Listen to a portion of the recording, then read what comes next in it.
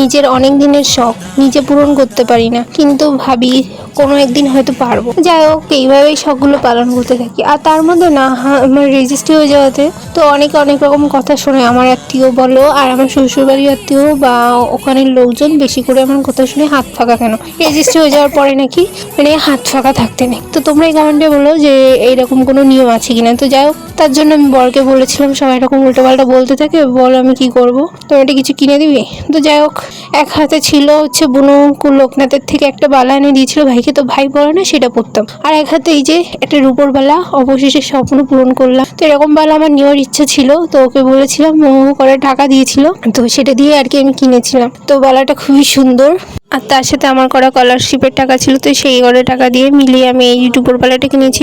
বালাটা খুবই ভারী, তো আমার তো ডিজাইনটা খুবই ভালো লেগেছে। আর তোমাদের কেমন লেগেছে অবশ্যই কমেন্ট করে জানিও। আমি আর মা মিলে পছন্দ করেছি, তো অবশ্যই ভালো লাগলে একটু লাইক করে দিও। তো এখানেই ভিডিওটা এন্ড করছি, টাটা।